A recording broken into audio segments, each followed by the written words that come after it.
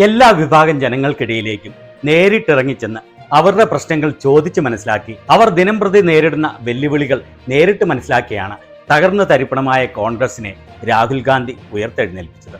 ഇന്ന് ഇന്ത്യയിൽ പകരം വയ്ക്കാനില്ലാത്ത നേതാവായുള്ള രാഹുൽ ഗാന്ധിയുടെ വളർച്ചയ്ക്ക് ഊർജ്ജമേകിയത് ഈ സാധാരണ ജനങ്ങളുടെ ഇടയിലേക്ക് ഇറങ്ങിച്ചെന്നുള്ള പ്രവർത്തനമാണെന്ന് സമ്മതിക്കാതെ വയ്യ. നരേന്ദ്രമോദി എന്ന ഊതിപ്പെരുപ്പിച്ച ബലൂണിന്റെ പൊള്ളത്തരം ജനങ്ങൾക്ക് മനസ്സിലാക്കി കൊടുത്ത് ഇന്ന് ഇന്ത്യയിലെ ഏറ്റവും ജനപിന്തുണയുള്ള നേതാവായി വളർന്നിരിക്കുകയാണ് അദ്ദേഹം. നിർമ്മാണ തൊഴിലാളികളെ കണ്ട് അവരുടെ പ്രശ്നങ്ങൾ ചോദിച്ചറിഞ്ഞ് അവരുടെ തൊഴിൽ ചെയ്ത് അവരുമായി സംവദിക്കുന്ന രാഹുൽ ഗാന്ധിയുടെ വൈറൽ വീഡിയോ മലയാളത്തിൽ കണ്ടോളൂ.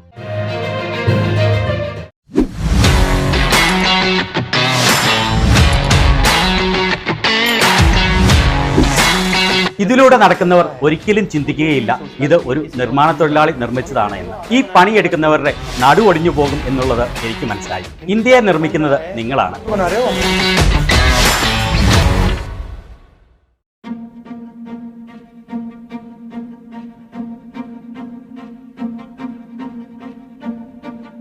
BJP വന്നതിൽ പിന്നെ എല്ലാം സർവനാശമാക്കിയിരിക്കുകയാണ്.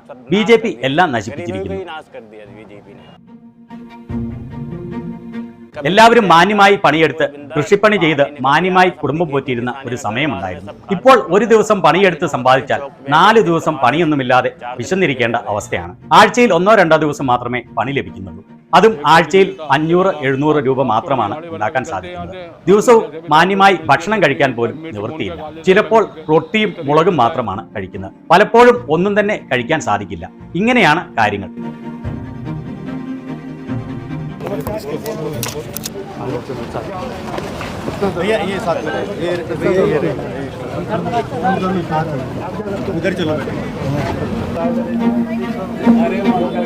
വരൂ ഇവിടെ വന്നിരിക്കൂ. ഇവിടെ എന്താണ് സംഭവിക്കുന്നത് എന്ന് മനസ്സിലാക്കാൻ ആഗ്രഹിക്കുന്നു. സാർ, ഇവിടെ ഇരിക്കുന്നത് തൊഴിലാളികളാണ്.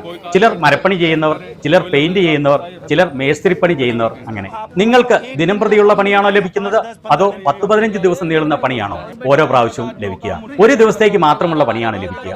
രാത്രി 10 മണി വരെ പണി ചെയ്യും. അതായത് നാളെ എന്ത് സംഭവിക്കുമെന്ന് നിങ്ങൾക്ക് അറിയില്ല അല്ലേ? നാളത്തെ കാര്യത്തെക്കുറിച്ച് നാളെ എന്ത് സംഭവിക്കുമെന്ന് ഒരു അറിവുമില്ല. ഇന്ന് ഒരു പണി കിട്ടിയാൽ കിട്ടി, അത്രമാത്രം. സാർ, മുൻപ് നിങ്ങളുടെ സർക്കാർ ഉണ്ടായിരുന്നപ്പോൾ ഞങ്ങൾക്ക് ദിവസവും പണി ലഭിച്ചിരുന്നു. ഇപ്പോൾ പണിയേ ലഭിക്കുന്നില്ല. വളരെയേറെ കൺസ്ട്രക്ഷനുകൾ നടക്കുന്നുണ്ടെന്നാണല്ലോ ഞാൻ വിചാരിച്ചത്. ഇല്ല സാർ, അത്രയ്ക്ക് പണിയില്ല, പണിയേ ഇല്ല. നിങ്ങളും കോൺട്രാക്ടർമാരുമായി കമ്പയർ ചെയ്യുമ്പോൾ നിങ്ങൾക്ക് എത്ര പണം ലഭിക്കും, കോൺട്രാക്ടർക്ക് എത്ര പണം ലഭിക്കും? ഞങ്ങൾക്ക് 300-500 രൂപയും കോൺട്രാക്ടർക്ക് 700-800 രൂപയും. പറയൂ, നിങ്ങൾക്ക് എത്ര കുട്ടികളുണ്ട്? 4 ആൺകുട്ടികളാണ് എനിക്കുള്ളത്. നിങ്ങൾ അവരെ പഠിപ്പിക്കുന്നുണ്ടോ? ഇല്ല. എവിടുന്നാണ് പഠിപ്പിക്കാൻ പണം ലഭിക്കുന്നത്? പണം സമ്പാദിച്ചാൽ മാത്രമല്ലേ കുട്ടികളെ സ്കൂളിൽ വിടാൻ കഴിയൂ. ഞങ്ങൾ വെറും പാവപ്പെട്ട ആൾക്കാരാണ്. നിങ്ങൾക്ക് ഏറ്റവും ബുദ്ധിമുട്ടുള്ള കാര്യം ഏതാണ്? ഏത് കാര്യത്തിലാണ് ടെൻഷൻ ഉള്ളത്? ദിവസവും ഭക്ഷണം കഴിക്കാനുള്ള പണം സമ്പാദിക്കണം. മറ്റൊരു ലക്ഷ്യവും ഞങ്ങൾക്കില്ല. അതായത് നിങ്ങൾക്ക് തൊഴിലെടുക്കാൻ ആഗ്രഹമുണ്ട്, പക്ഷേ തൊഴിലില്ല അല്ലേ?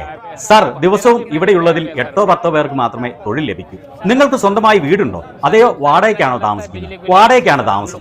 ഞാനും വാടകയ്ക്കാണ് താമസിക്കുന്നത്. വാടക എത്ര രൂപയാകും? വാടക 3500 രൂപ. അതിനു പുറമെയാണ് കറണ്ട് ബിൽ. മാസം എത്ര രൂപ കറണ്ട് ബില്ലാവും? ഈ ചൂടുള്ള സമയത്ത് മാസം 700-800 രൂപ കറണ്ട് ബില്ലാവും.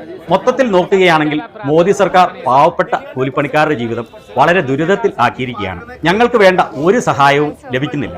പട്ടിണി മാറ്റാനുള്ള പ്രവൃത്തിയല്ല നടക്കുന്നത്, മറിച്ച് പട്ടിണിപ്പാവങ്ങളെ രാജ്യത്ത് നിന്ന് തുടച്ചു നീക്കാനുള്ള പണിയാണ് മോദി ചെയ്യുന്നത്. ഓക്കെ, നിങ്ങൾ പണി ചെയ്യുന്ന സ്ഥലത്തേക്ക് പോവാം. ഞങ്ങൾ കൂലിപ്പണിക്കാരുടെ ഇടയിലിരുന്ന് നല്ല കാര്യങ്ങൾ സംസാരിച്ചു. ഞങ്ങൾക്ക് വേണ്ട സപ്പോർട്ട് ഉറപ്പു നൽകി. ഇത് ഞങ്ങൾ പാവപ്പെട്ടവർക്ക് വലിയ കാര്യമാണ്, വളരെ നല്ല കാര്യമാണ്. നിങ്ങൾ എന്നെ എവിടേക്കാണ് കൊണ്ടുപോകുന്നത്? ഗോപാൽപുരത്തേക്ക്. പറയൂ സഹോദര, എന്ത് പണിയാണ് ചെയ്യുന്നത്? കൽപ്പണിയാണ് സാർ. നിങ്ങൾക്ക് തൊഴിൽ ലഭിക്കാത്തപ്പോൾ എന്താണ് ചെയ്യുന്നത്? ഒന്നും ചെയ്യാനില്ല സാർ. ഒന്നും ചെയ്യാതെ വീട്ടിൽ വെറുതെ കുത്തിയിരിക്കും. മറ്റുള്ളവരിൽ നിന്ന് പണം കടം വാങ്ങി വേണം ഭക്ഷണം കഴിക്കാനും വാടക കൊടുക്കാനും. അതിന് പലിശയും കൊടുക്കണം. പിന്നീട് പണി ചെയ്യുമ്പോൾ കിട്ടുന്ന തുക കടം വാങ്ങിച്ചവർക്ക് തിരിച്ചു കൊടുക്കേണ്ടി വരും. എത്ര പലിശയ്ക്കാണ്? 5%, 2%, 10% ഒക്കെയാണ് മാസം പലിശ. അത്യാവശ്യമുണ്ടെങ്കിൽ മാസം 10% വരെ പലിശ കൊടുക്കേണ്ടി വരും. ഏറ്റവും കൂടുതൽ പണം ചെലവഴിക്കേണ്ടത് ഏത് കാര്യത്തിലാണ്? വാടക ഇനത്തിലാണ്. 5000 രൂപ. അതിനു പുറമെ 2000-3000 രൂപ മാസം കറണ്ട് ബില്ലായി കൊടുക്കേണ്ടി വരും. നിങ്ങൾക്ക് പണം സേവ് ചെയ്യാൻ സാധിക്കുമോ? ഒന്നുമില്ല സാർ, സീറോ. ഒന്നും സേവ് ചെയ്യാൻ സാധിക്കില്ല അല്ലേ? അതെ സാർ, ഒന്നും ബാക്കിയുണ്ടാവില്ല.